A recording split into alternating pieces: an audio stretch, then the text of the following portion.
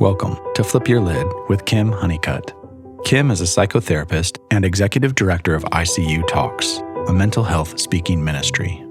This is a podcast about how to flip your lid and learning how to reconnect to who you really are. Okay, y'all. I just want y'all to know you're part of Flip Your Lid, and we also do YouTube.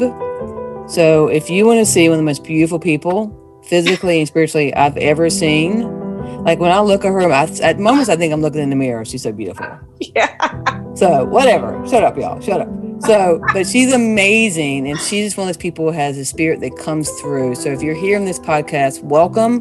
If you want to see her, please go to our YouTube channel because she radiates God's love and knowledge about how to self-care so well. Her name is Shamyra Parker. I'm going to tell you a little bit about her.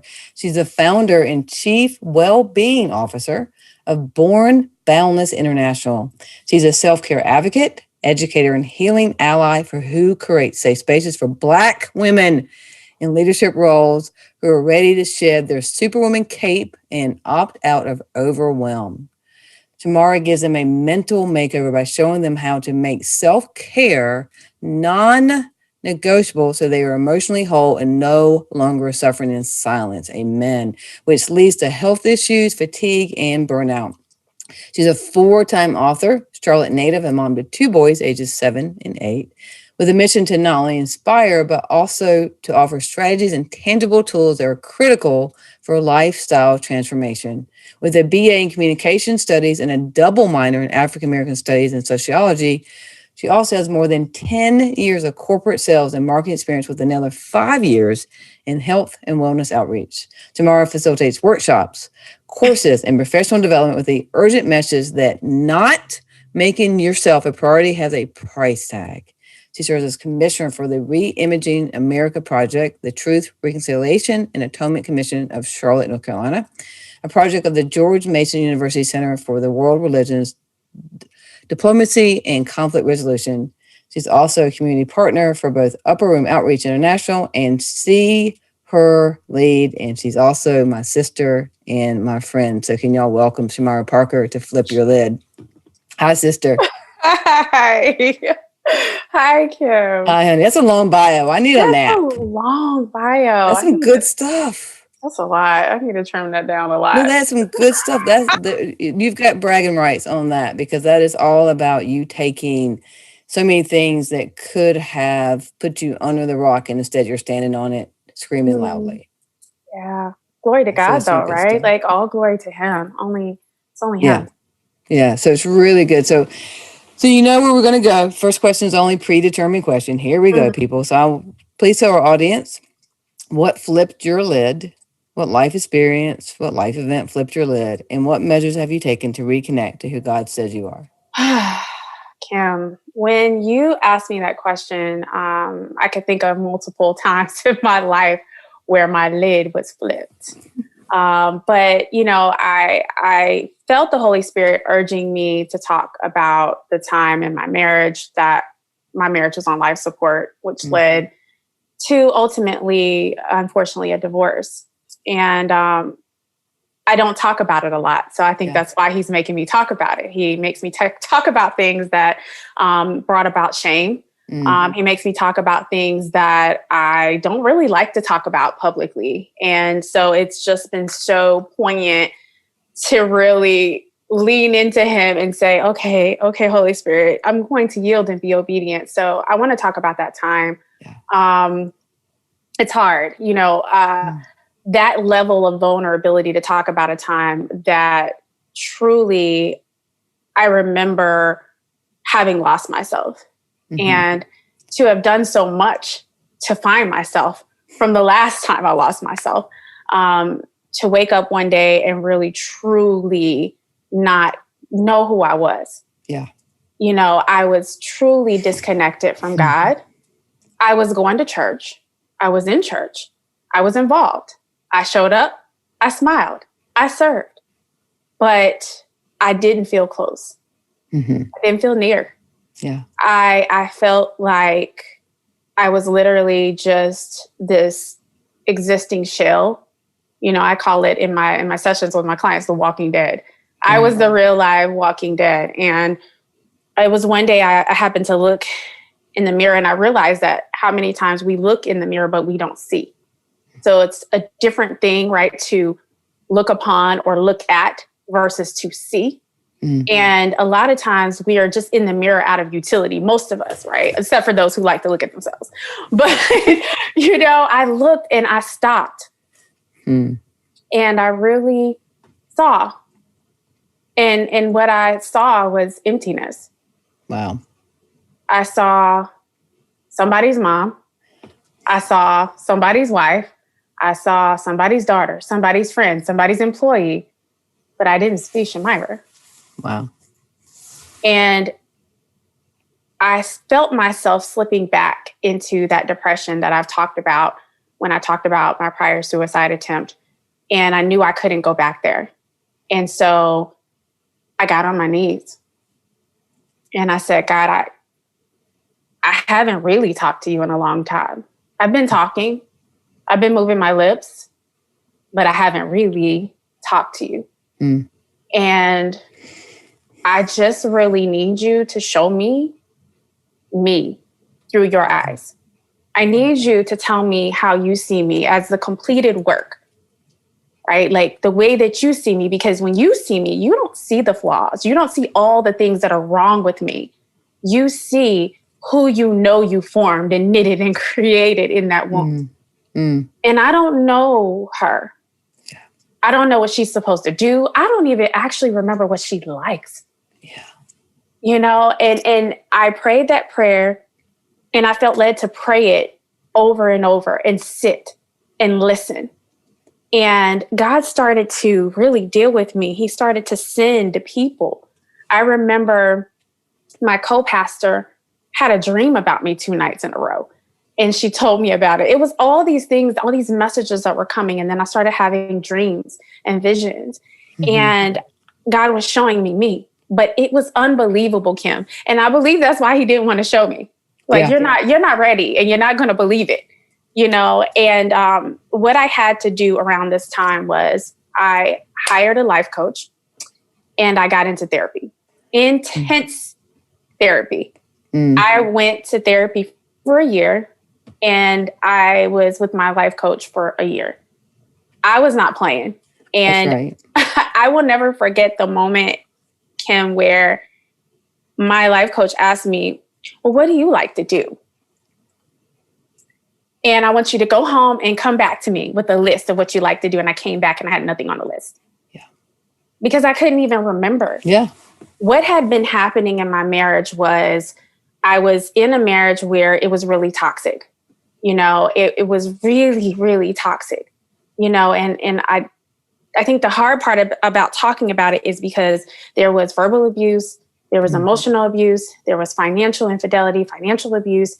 And it's hard to talk about it because when you're dealing with someone like that, even after the fact, you find yourself under their control where you don't say anything because you're afraid of the backlash even long after it's over. Yeah, it's very true. It's such a conditioning, isn't it?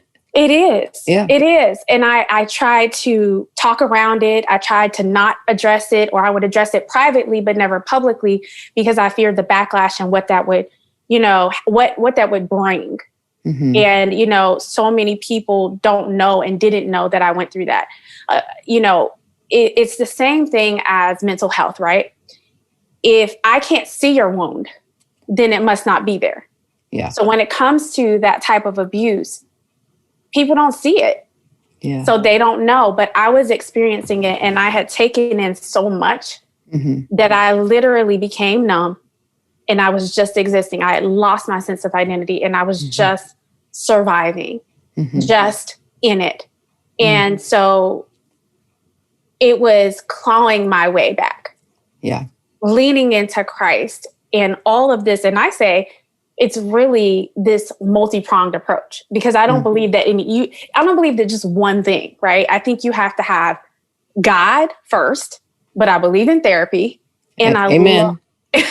You got to have the therapy. Right. And the coaching piece was really key for me. That was she was a woman of God. She was a prayer warrior. So she spoke life. And that was that That was that moment where my lid was flipped. When she spoke to me, it felt like there was a switch activated. She was speaking to me, but I was hearing the voice of God. Ooh, that's good. That's good. And if you imagine, you know, those buttons that say in case of emergency, that's what I felt like. She had reached that button, that God had created a mechanism in me in case of emergency, in case of loss of identity, flip this switch.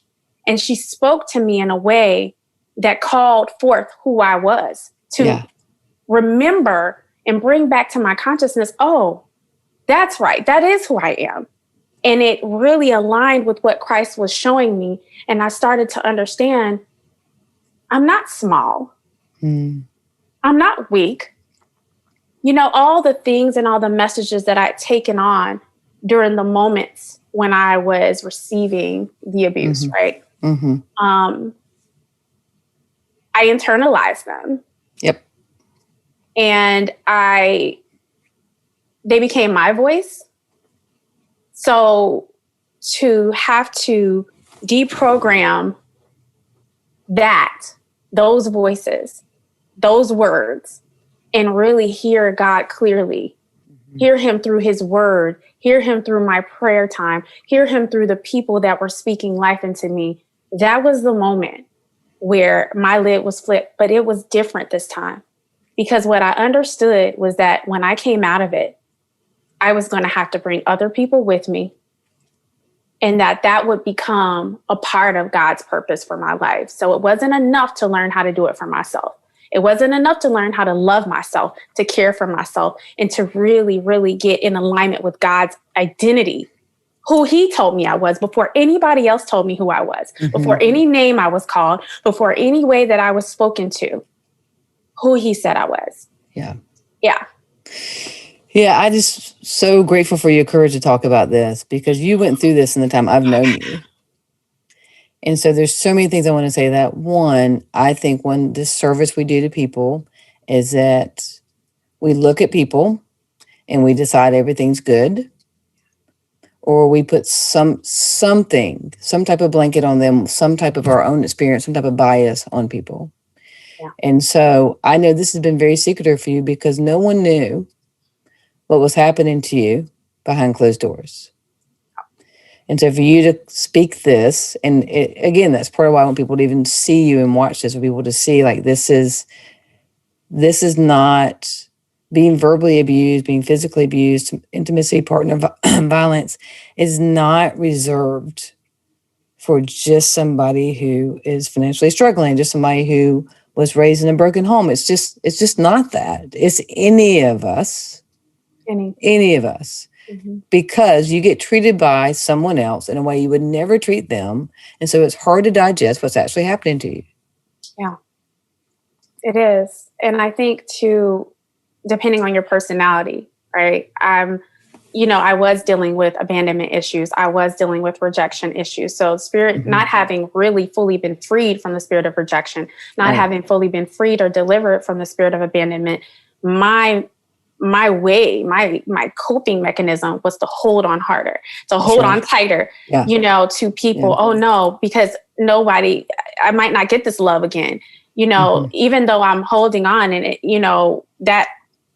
I saw something somewhere and it said, let go or be dragged or be drugged. Right. I was being dragged, and not physically, but the way that it was happening was I was holding on to the very thing, the very person that was hurting me, because of my ideas around what love looked like and how I needed to hold on to people.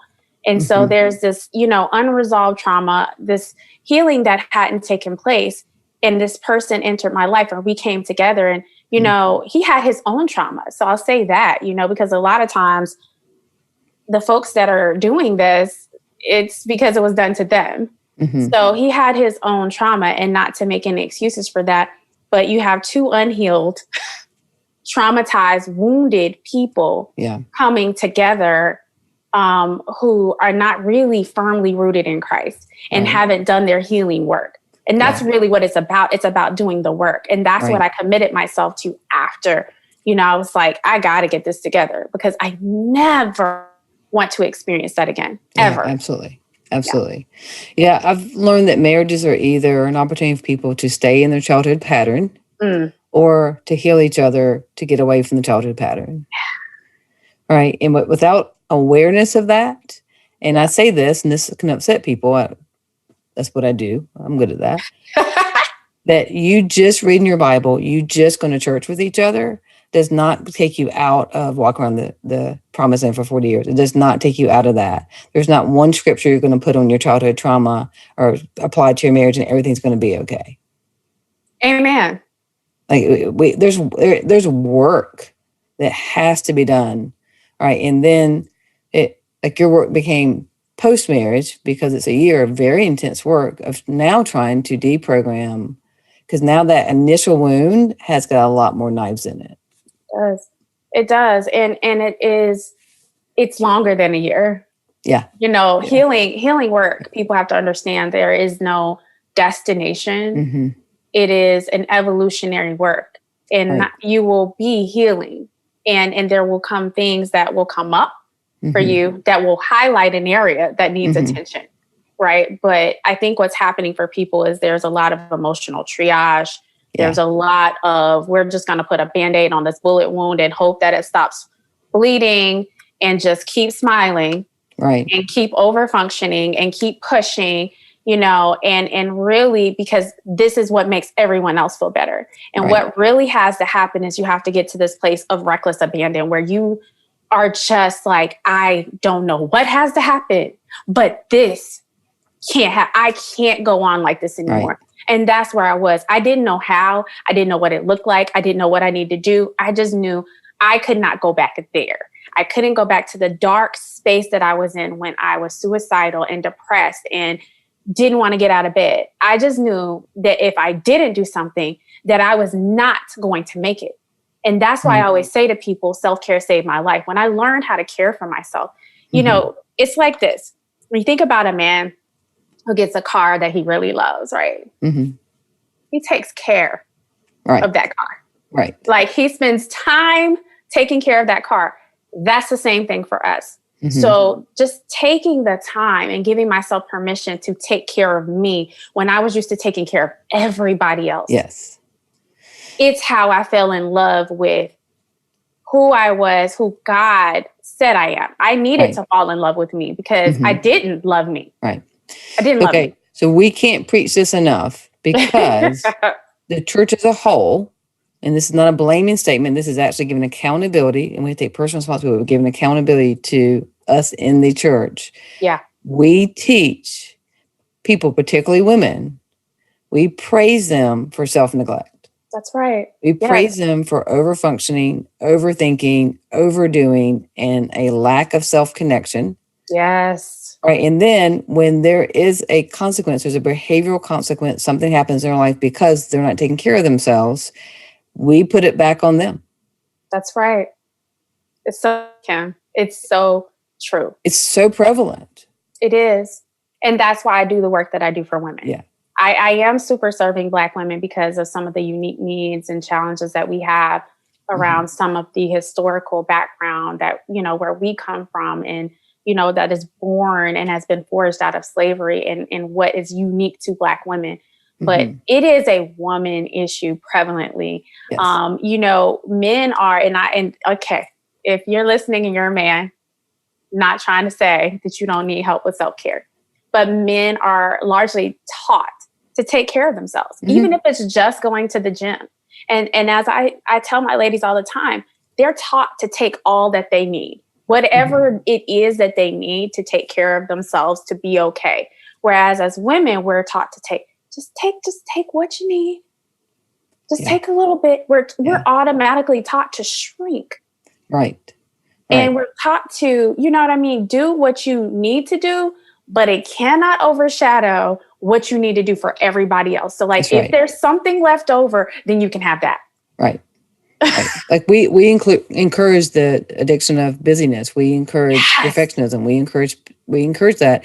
And can it happen in men? Absolutely. But just for men listening, just understand, like it's why y'all make more money than we do. It's why that y'all, and part of it really is your childhood attachment. Y'all have more likely, because of generational passing and generational trauma, to have an avoidant attachment, which means you got taught to do what you want to do and to never be inconvenienced. And women were taught that their badge of honor was to be inconvenienced for you. Ooh, Kim, fire. Yeah. And so I think that's shifting and changing. And I know incredible men who are working hard to have secure attachment to themselves, to the Lord, to their wives. And however, we're still looking at generations of being taught that we are to be inconvenienced and men are not to be. Yeah. So we're looking at something that is a generational message. Yes. And it is underlying. So a lot of women have no idea, as I call it, the program that's running in the background. Right. So there's this programming and there's a script and it's running in the background and it's affecting your whole system. Right. It's affecting your system. You feel it. You know it's happening, but you have no idea what's happening. So it's really that connecting to that. Yeah. And getting to a place to where you understand, okay, this is why. Because a lot of women will say to me, I just don't know why. Yeah. I don't know why I can't practice this self-care. I don't know why I feel like I have to do it all. I don't know why. And I'm like, it's programming. It's been there. It was there before you were here. And it's been passed down to you. And it's something that has been taught to you. It's been put upon you. We absolutely celebrate exhaustion as a badge of honor. We do. It's true. Yeah, the longer you work, the more you do. The fact that you made an entire meal for the family, but you didn't get to eat, but you also cleaned. We really look at that as exceptional. It is. And what's so disturbing about it in the Christian community, honestly, is that that's not what Jesus modeled for us. That's right. Right. So, when I teach my Reclaiming Your Personal Sabbath class, I do this rooted in scripture for a reason, because I need to teach my Christians that self-care is not something that was just created. It's been here for a long time. And if Jesus could do it, so can you. Right. So when he went off to pray and he was like, look, y'all, I'm going to spend time with the Lord. This is my prayer time. This is my time to soak in the presence of my Father. Do not follow me. Yeah. This is my me time. Yeah. That was one. When he said, I'm going to bed, and he went to bed and he rested, me time. Yeah. Like he encouraged, he was here as an example. Yeah. So we're missing it though. We're missing it. Right. Well, let me add to that, because this is what I was thinking before you even said that. I was thinking about when Jesus was told the disciples, like, hey, keep guard. I got to go pray. And he's praying and he's crying and he's sweating blood and all this. And he comes back and there's asleep. He's like, y'all, I need y'all to stay awake. You gotta protect me. And he goes back and prays and he comes back again. And they all slept. Right. He just knew, walking away from that, he was walking into his death and resurrection. He still stopped and said, I gave you a need and you violated my boundary, basically. Like, you didn't do what I asked you to do. He didn't say that for himself necessarily. In that moment, it's about him, but he said it for all of us coming behind. All of us who are going to come after that, of knowing that if we can't have a voice and tell people what we actually need for them to do, then we're playing small. And God didn't send him to be crucified and resurrected for any of us to play small. Say it. That's a whole word right there. Yeah, we have to have a voice. We have to tell people, like, hey, that didn't work for me. I needed you to do this for me and you didn't do it. And women are not taught to even know they have a need, much less have a voice around it. And we're missing the next level. We're missing the next step for ourselves. Yeah. He has for us. Yeah. It's not easy finding your voice, right? Right. It wasn't easy for me. Yeah. I was more comfortable, actually, supporting my husband and taking care of my children. It allowed me to not have to be accountable it allowed me to not to have to really have the responsibility of operating in purpose. It's a heavy mantle.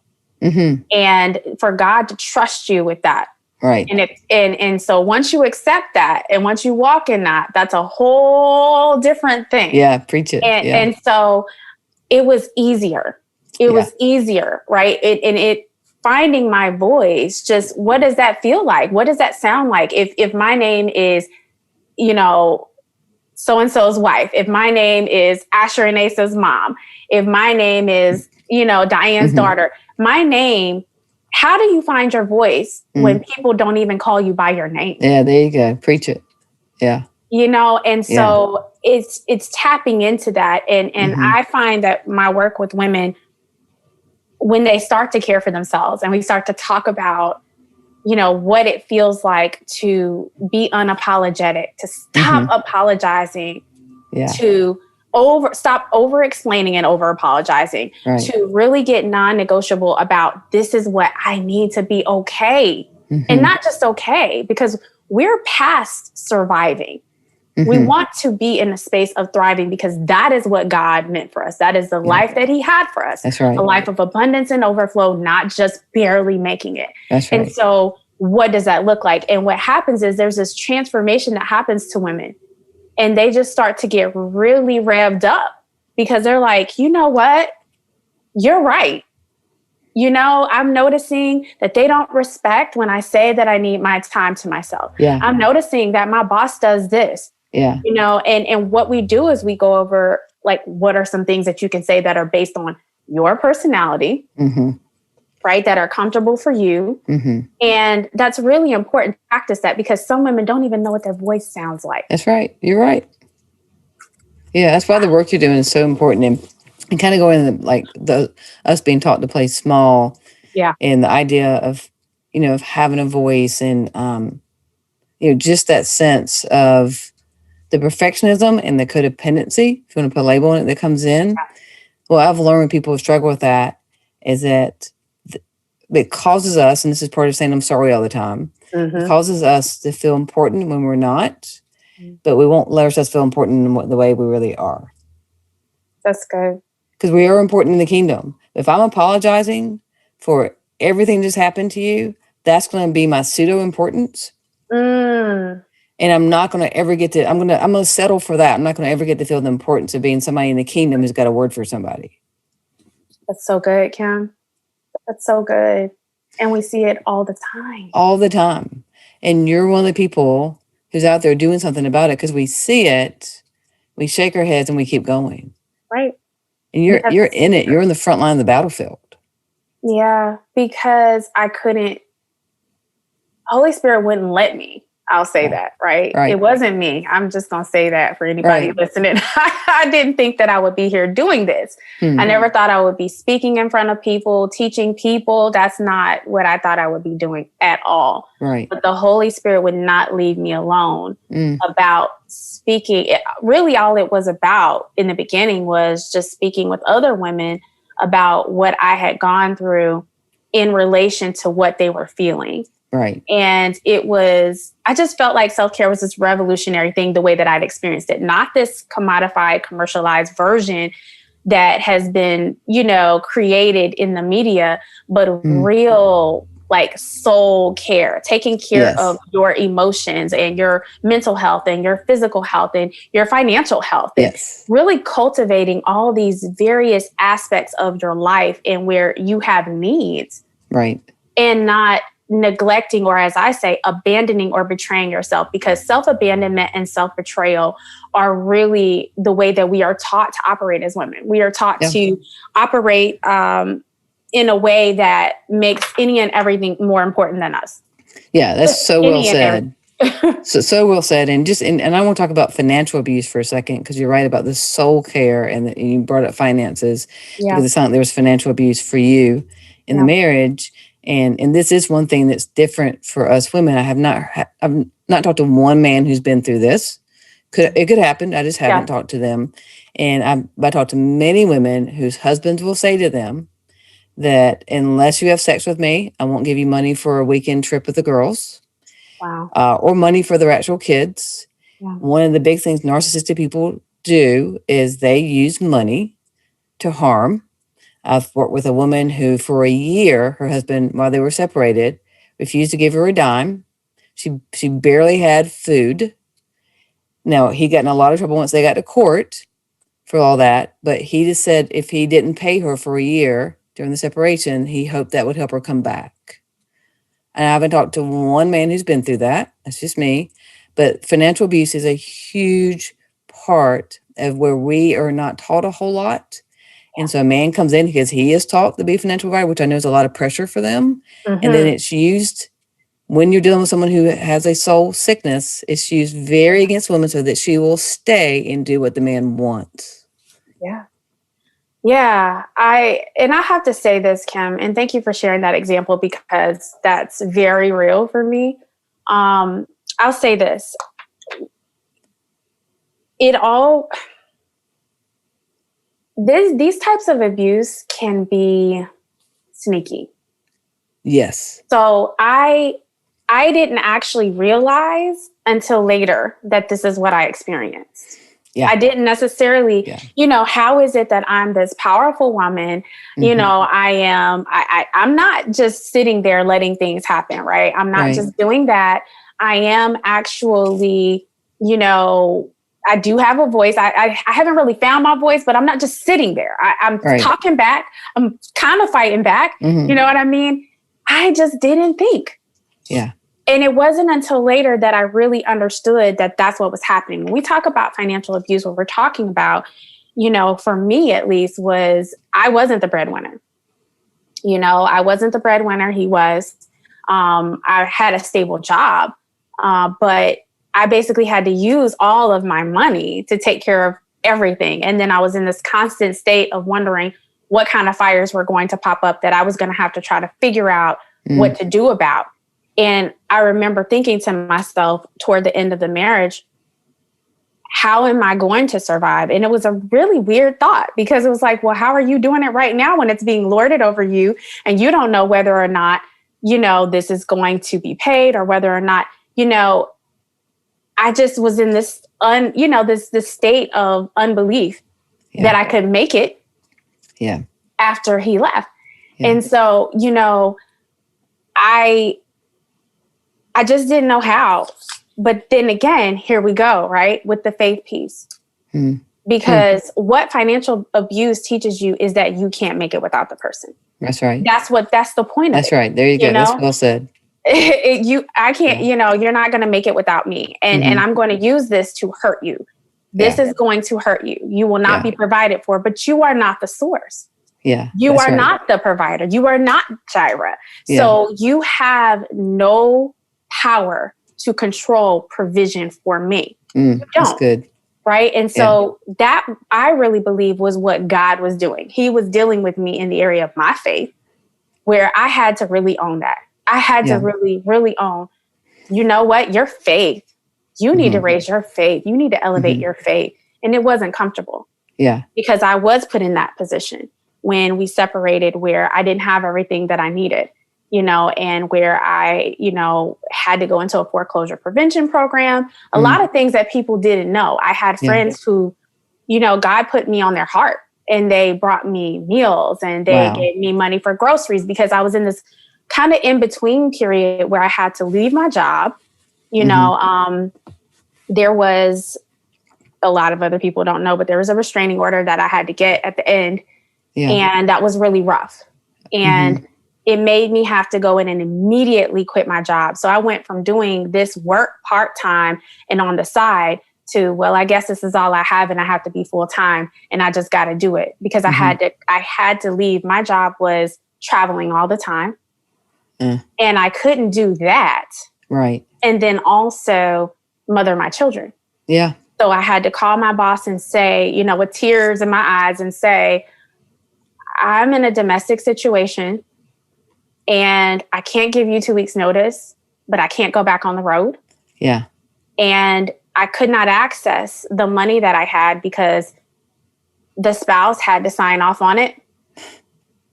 So I didn't get another paycheck and I couldn't access however many thousands of dollars. So there was this period of time, literally. Wow. And then, the checks were bouncing. Things that I thought were paid came back. They weren't paid. So it's really real. Ooh, and girl, I remember that is overwhelming. It is, Kim. But God. So but this is why, ooh, people don't know, right? They didn't know. Yeah. Because God sent provision. He just didn't send it the way that I thought it would come and the way that I was used to seeing it come. This was me being in the cave, right? And he was sending me the provision the way that he decided that he was going to send it, whether it was through people, whether it's through unique situations, whatever it was, he was sending it his way. And literally ever since then, Kim, that's how it's been. God sends provision in the most unique ways. And he has had to stretch my faith in, I can't even tell you in how many ways that he's dealt with me and my faith around provision since becoming a single mother and a full-time entrepreneur. Right. Well, and what you're saying is that he taught you to not look where you always looked. That's right. Right. If it's going to be a renewal, it had to be a new perspective, a new way of him coming into your life. Yeah. And he showed up. He did. And he always has. And that's why I think, for me, the pandemic was tough, but he had already prepared me.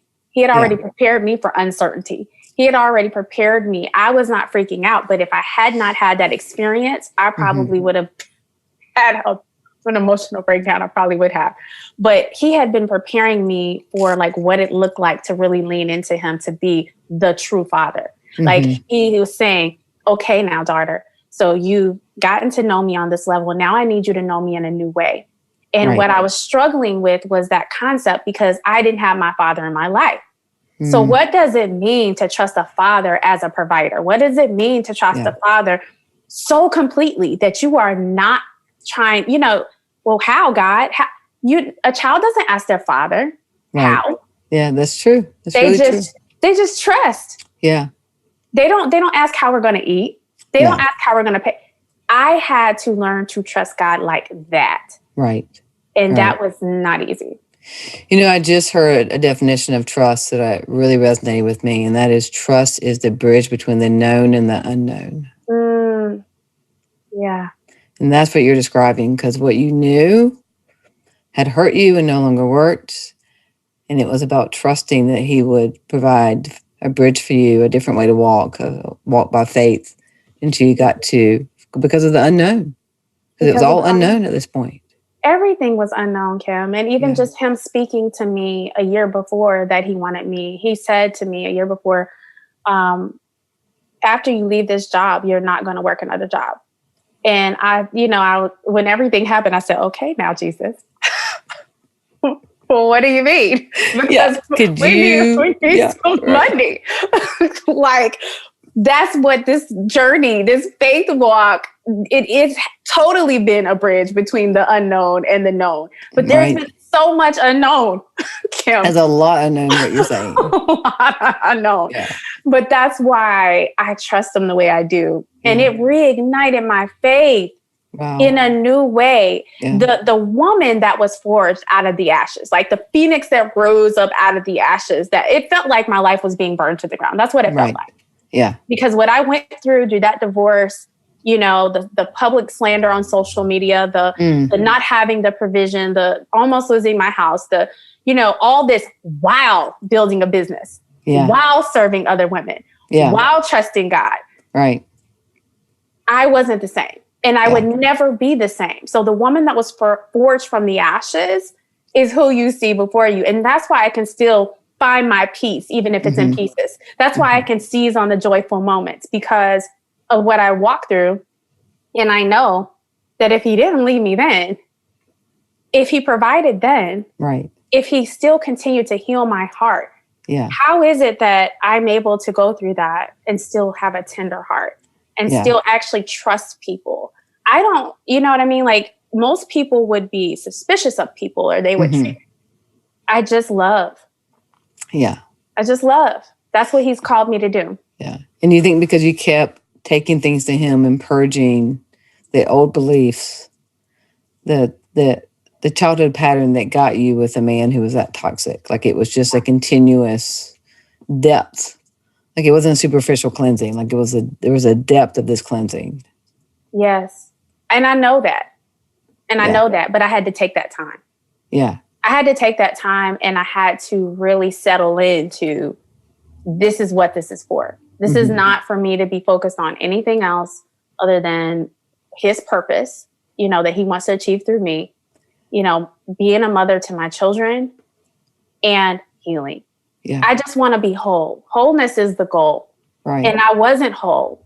Yeah. I was fragmented. Right. I was wounded. I was cut up. And I wasn't whole. And so I know that taking things back, and as I like to say, decluttering my life. Right. I was decluttering so much, my heart, my spirit, and moving things out that had nothing to do with him. Getting all the junk and the noise out so that I could hear him clearly, and so that I could open myself up and truly say, God, I need you to come in, and I need you to do deep work. I need you to perform surgery. I need a new heart. I need you to renew my mind, because I can't do this by myself. Yeah. And just that humility before him. I don't have the answers. I'm surrendering this to you. Right. I want to say that when you go through abuse, when you go through situations where maybe even trauma, where it feels like so much is out of your control, you try to regain your power and your security in any way that you can. And therefore, surrender becomes difficult. Right. It's true. It's a really, really good point. Really good point. So what does it look like to surrender to Christ? To actually surrender to the process of healing? Because I was healing and grieving, because that divorce was a death. Right. A lot of people don't look at it like that, but divorce is death. It is the death of what you thought was going to be. God, it wasn't supposed to be like this. The death of what could have been. Right. And I was grieving and carrying my children's grief at the same time. So it requires a level of surrender. Right. To make that exchange. God, I'm giving this to you because I can't carry it. Yeah. The last is so well said. Thank you. The last part of grief, not there's ever an end of grief. There is not. But when it comes to people kind of having an understanding and having an internal cleansing process, the last stage, which I don't feel like is the right word, we call them stages, they're not really stages, is action. And your boys, with your guidance, took in a beautiful action. They wrote books. Just one so far. Well, okay, they wrote one book. Can you talk about that, about how y'all went through that process, y'all grieved, and again, they don't probably know the severity of what you're going through. And if you have a friend or know someone's going through a divorce, please, I don't care if it's an amicable divorce, it is a incredibly painful, in North Carolina, long process. Yes. Very difficult, long process. And so just know they aren't okay. They are not okay, and they need you. But part of that is getting to a point through your divorce that you get to a place of action. And you had a beautiful step with your sons. Can you talk about that? Sure. Yeah. So I think that for me and my boys, talking has always been a thing. We talk a lot. Yeah. And I was sitting down talking with them about this whole journal experience, just wanting to do a divorce journal. And I asked them, if it was something that they wanted to be a part of. So I knew that kids needed it, but I had to ask them if it was something that they wanted to join me on, because I really, really wanted for them to be able to put forth what they thought kids would want. Right. You know what I mean? What is it that, you feel like other kids would want to see in this? And so we sat down, and as I was designing it, I had my design software up. And, they were right there, and they jumped in. At first it was Asher, and he was like, and I think that they need a place to draw, and I think they need a place to write. And I was like, okay, so we'll do both. I said, you want to do both? He's like, yeah, I want to do both. And then he kept going with that. And then he said, I think I want to do something on, did he say mindset? He didn't say mindset, but he said something about that in his words. Wow. And I said, okay, fine. So we created a page for that. And so basically between the two of them, when Asa jumped in, then he says, okay, I want to do a page on this. So it was just them jumping in and, just wanting to do whatever came to their mind that they felt like they needed. And included in this was a page for them to write a letter to me, their mom. Wow, I love and to that. write a letter to their dad. Yeah. And I love that because there are things that they might be able to say in a letter that they might not want to say to us personally. Mm-hmm. And even for me, it was important on the regular page where you circle your emotion to get past the big four, right? Because I wanted to really give kids additional emotional vocabulary. I wanted them to be able to expand beyond 4 emotions because I felt confident that they were definitely feeling more than 4 emotions at any given time. Right. And so that was big for me, so that they could have some vocabulary to be able to talk to their parents. That's amazing. So we just kind of sat down and we did it. We did it, and honestly, in like a night. And then I just kind of spent some more time refining it. And they felt so proud. They were so proud of it. And they said, I just really hope that this helps other kids, because they have felt a lot of, and I'll say this to anyone who's watching this, in addition to what Kim said, please don't think that if your child doesn't have an immediate reaction, that there won't be a latent one. That's very true. My youngest seemed okay. I knew he wasn't. So I got both of them in therapy immediately. And they were in therapy for a couple of years.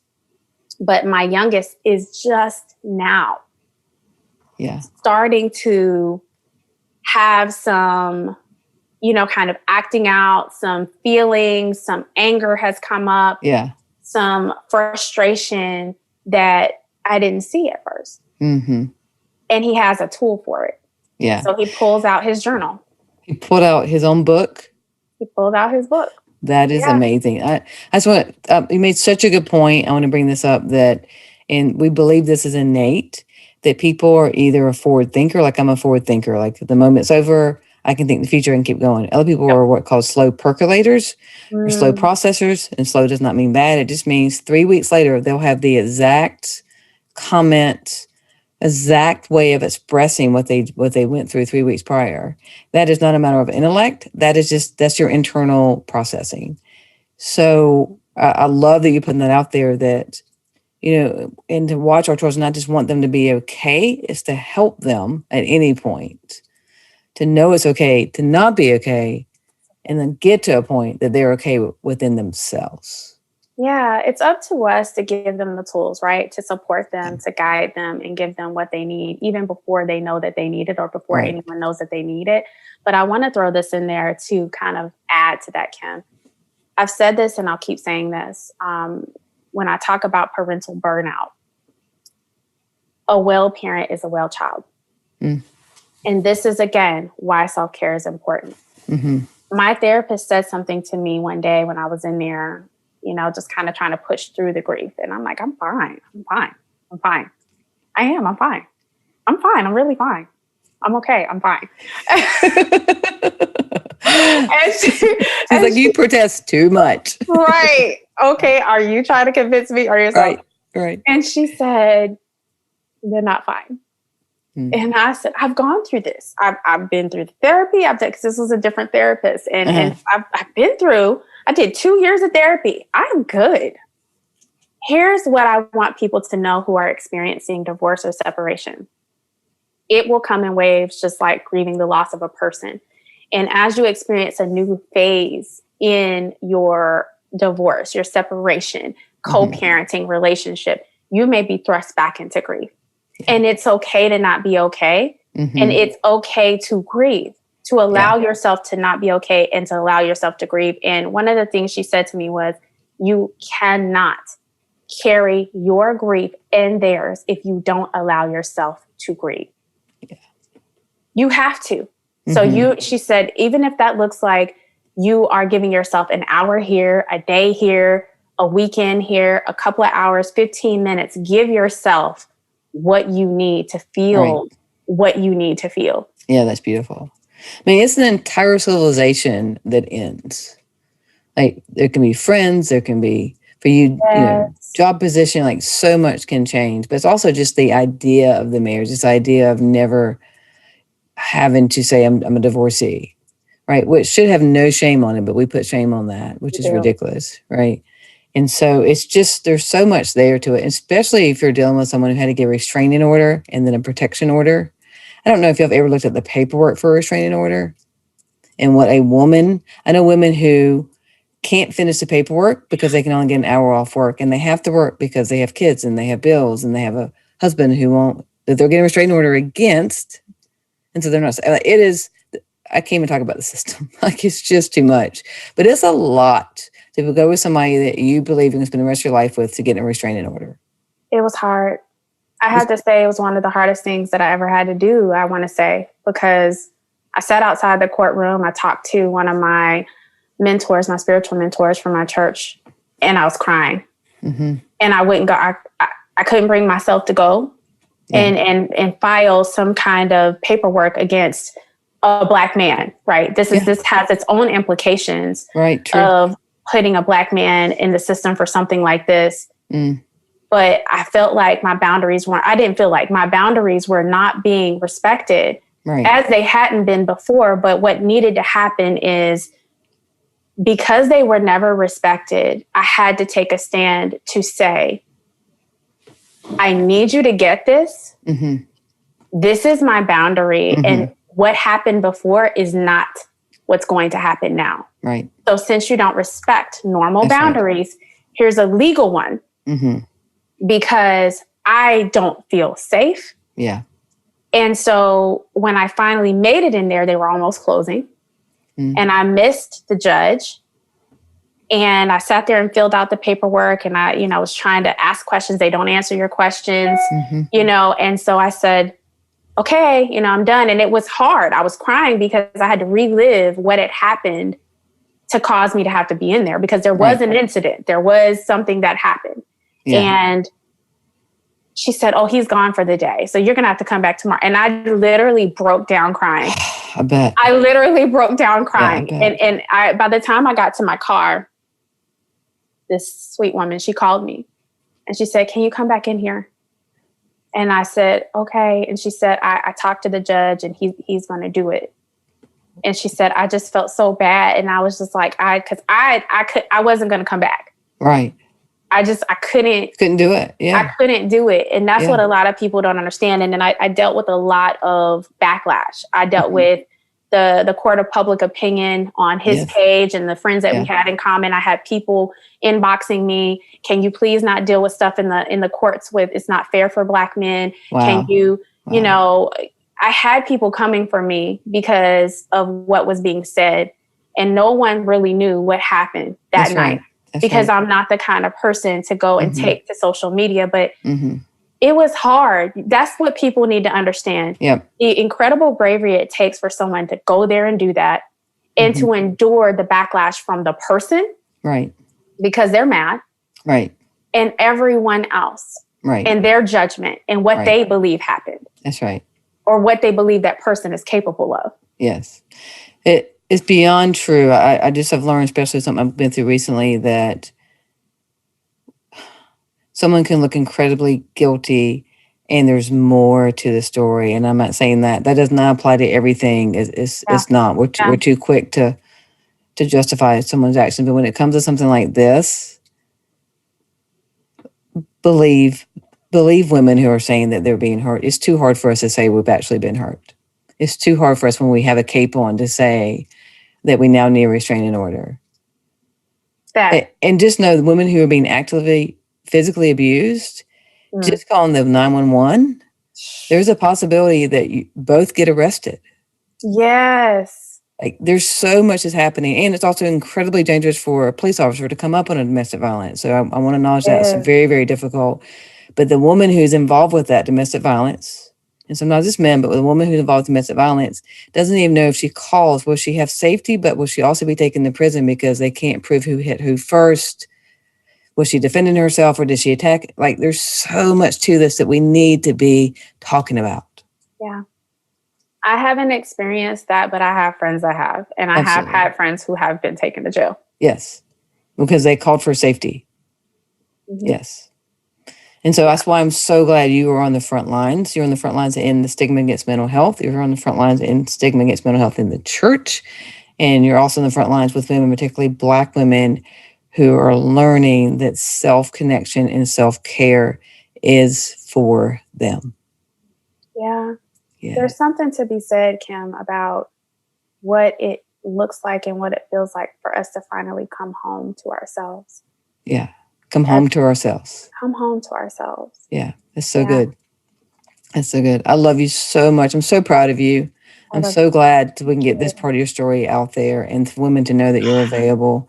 So let me ask you a few little bit more lighthearted questions. Yes. What you And got? then we'll close up. Okay. All right, my friend. We're going to put you in the hot seat, throw some questions at you, rapid fire. Let's just see what happens. All right, Shamyra, what are you the most proud of? My children. Your children? Yeah.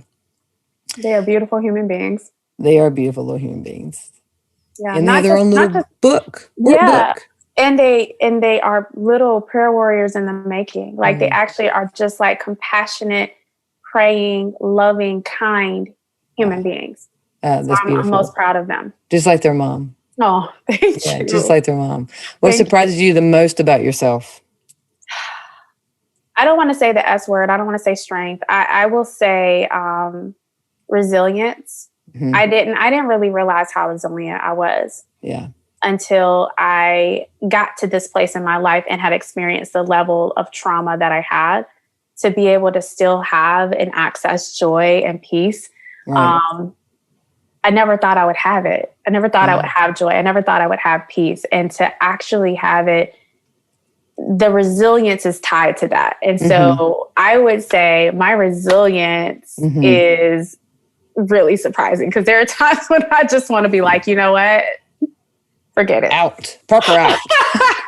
Yes. Right? Yeah. Seriously, that's on a real note. Yeah, that's on a real note. I love that. Yeah, but you're very resilient and you're connected. Everything you described is a sense of like, now I'm connected after such a land of disconnection. You're reconnected to yourself. Yeah. All right. Strangest place you ever slept?